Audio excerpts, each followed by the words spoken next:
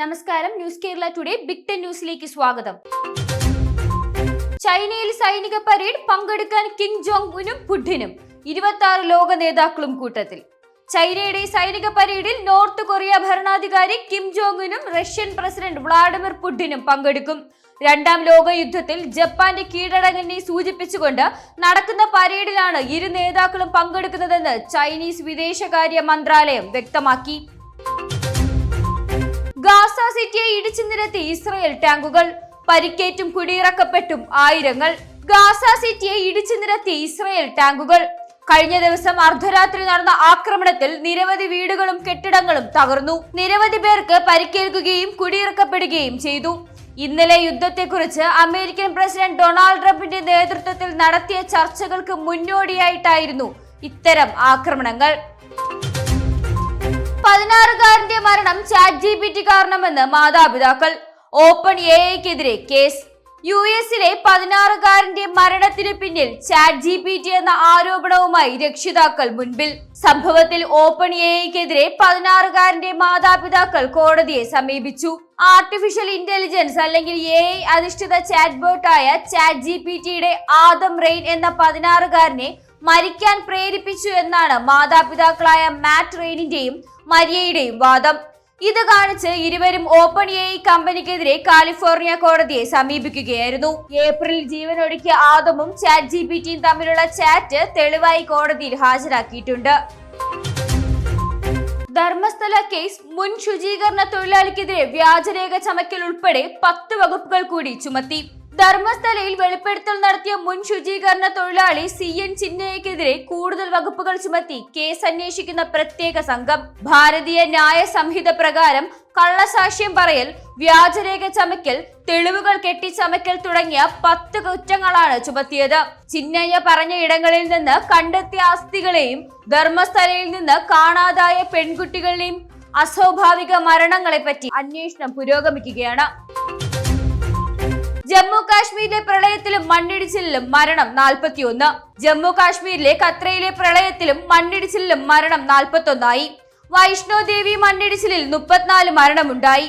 മഴയ്ക്ക് ശമനമുണ്ടായതോടെ ദുരിതാശ്വാസ പ്രവർത്തനങ്ങൾ അധികൃതർ ദ്രുതഗതിയിലാക്കി. വൈഷ്ണോദേവി മണ്ണിടിച്ചിലുണ്ടായ പ്രദേശത്തെ അവശിഷ്ടങ്ങൾക്കിടയിൽ നിന്ന് രക്ഷാപ്രവർത്തകർ കൂടുതൽ മൃതദേഹങ്ങൾ പുറത്തെടുത്തു. മരിച്ചവരിൽ 24 പേരെ തിരിച്ചറിഞ്ഞതായും അതിൽ 14 പേർ സ്ത്രീകളാണെന്നും ഉദ്യോഗസ്ഥർ പറഞ്ഞു. പ്രദേശത്ത് രക്ഷാപ്രവർത്തനം തുടരുകയാണ്. താഴ്ന്ന പ്രദേശങ്ങളിൽ നിന്ന് 10,000-ലധികം ആളുകളെ മാറ്റിപ്പാർപ്പിച്ചു. അഗ്നൂർ സെക്ടറിൽ അരുവി കരകവിഞ്ഞൊഴുകി. മാധ്യമപ്രവർത്തകർക്ക് നേരെ രാജ്യദ്രോഹ കുറ്റം.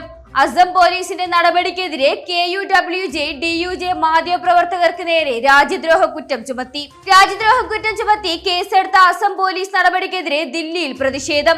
KUWJ DUJ മാധ്യമ സംഘടനകളാണ് പ്രതിഷേധം സംഘടിപ്പിച്ചത്. അസം ഭവനിലേക്ക് നിശ്ചയിച്ചിരുന്ന പ്രതിഷേധത്തിന് പോലീസ് അനുമതി നിഷേധിച്ചിരുന്നു.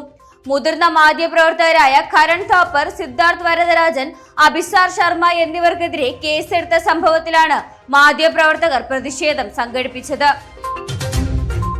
വിവാഹേതര ബന്ധങ്ങൾക്ക് യൂണിവേഴ്സിറ്റി തുടങ്ങാൻ പറ്റിയ ആളുകൾ മന്ത്രിസഭയിലുണ്ടെന്ന് ഷിബു ബേബി ജോൺ. രാഹുൽ മാങ്കൂട്ടത്തിനെതിരായ ലൈംഗിക അതിക്രമ കേസിൽ പ്രതികരണവുമായി RSP നേതാവ് ഷിബു ബേബി ജോൺ.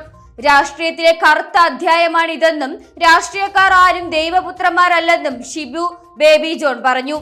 സമൂഹത്തിലെ നന്മകളും തിന്മകളും രാഷ്ട്രീയക്കാരിലും ഉണ്ടാകും. രാഹുൽ വിഷയത്തിൽ കോൺഗ്രസിന്റെ നിലപാട് മാതൃകാപരമാണെന്നും ഷിബു ബേബി ജോൺ വ്യക്തമാക്കി. അങ്ങനെയുള്ള വേതാളം ഇവിടെ വേണ്ട. ജനങ്ങളോട് കോൺഗ്രസ് മാപ്പ് പറയണം. രാഹുലിനെതിരെ NN കൃഷ്ണദാസ് രാഹുൽ മാങ്കൂട്ടത്തിൽ MLA സ്ഥാനത്തിന് ആശ്വാസമായെന്ന് മുതിർന്ന CPM നേതാവ് NS കൃഷ്ണദാസ്. അങ്ങനെയുള്ള വേതാളം ഇവിടെ വേണ്ടെന്നും ഇങ്ങനെ ഒരാളെ ജനങ്ങൾക്ക് മേൽ കെട്ടിവെച്ചതിന് കോൺഗ്രസ് മാപ്പ് പറയണമെന്നും NN കൃഷ്ണദാസ് പറഞ്ഞു. കൂത്താട്ടുകുളം നഗരസഭാ ചെയർപേഴ്സൺ തിരഞ്ഞെടുപ്പ്. കലാരാജു UDF സ്ഥാനാർത്ഥി. കൂത്താട്ടുകുളം നഗരസഭാ തിരഞ്ഞെടുപ്പിൽ ചെയർപേഴ്സൺ സ്ഥാനത്തേക്ക് UDF സ്ഥാനാർത്ഥിയായി കലാരാജു മത്സരിക്കും. നഗരസഭാ തിരഞ്ഞെടുപ്പ് നാളെ നടക്കാനിരിക്കെയാണ് കലാരാജുവിന്റെ സ്ഥാനാർത്ഥിത്വം UDF പ്രഖ്യാപിച്ചത്. വൈസ് ചെയർമാൻ സ്ഥാനത്തേക്ക് സ്വതന്ത്ര അംഗം PG സുനിൽകുമാർ മത്സരിക്കും. അതേസമയം LDF സ്ഥാനാർത്ഥിയെ ഇന്ന് തീരുമാനിക്കും. വീണ്ടും മണ്ണിടിയുന്നു.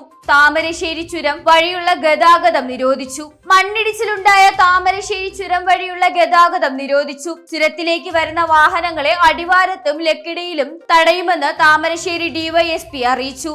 പോലീസ് സ്ഥലത്തെത്തി. കഴിഞ്ഞ ദിവസം മണ്ണിടിഞ്ഞ് പ്രദേശത്ത് ഇപ്പോഴും മണ്ണും കല്ലും ഇടിഞ്ഞു വീഴുന്ന അവസ്ഥയിലാണ്.